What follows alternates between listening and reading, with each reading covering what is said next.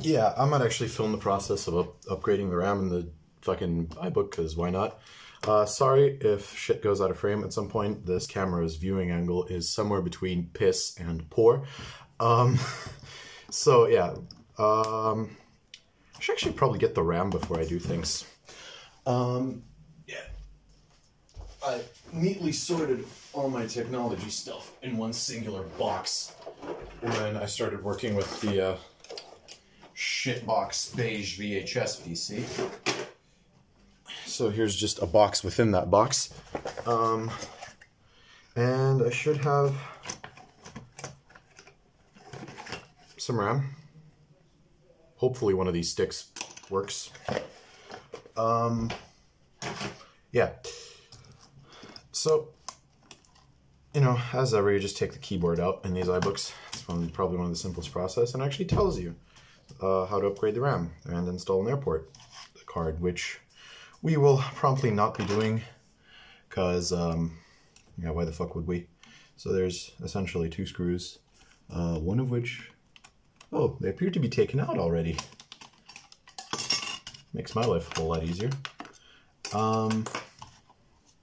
So here's my tied up RAM, which I don't know why I bothered doing that, honestly, but fair enough. So here's the SD RAM that probably fits in this computer.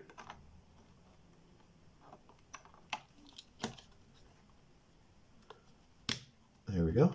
Nice little click. It's a 512 megabyte module, and here it says it's a 128, so should be around 640 or 768, not really sure. It'll be around 640 probably. I'm not good at that math. So yeah, I'll just turn this little bracket thing in its position because it was neatly unlocked. I was about to go on like, ooh, you only need like a few Phillips screwdrivers, but fair enough. That is quite literally the entire process. Well, I'll still use the Phillips screwdrivers for something, and that is tightening this keyboard up.